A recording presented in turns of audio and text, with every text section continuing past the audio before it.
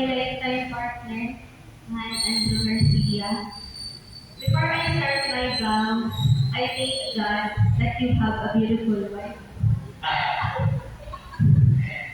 From the moment I first laid my eyes on you, I knew my life would never be the same. You walked into my world and brought life where there was darkness, laughter where there was silence, and love where there was emptiness.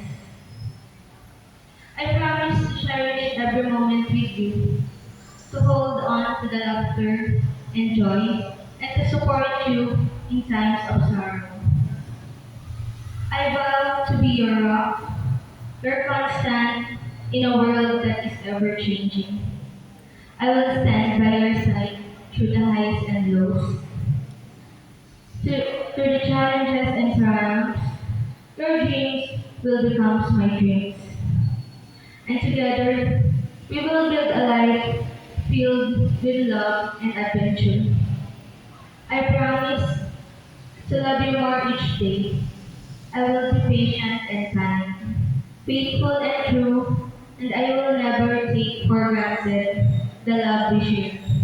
Together, we will create a story that is uniquely ours. Today, I give you my heart and my soul. I promise to love you fiercely, to honor you deeply, and to cherish you forever. With you, I found my home.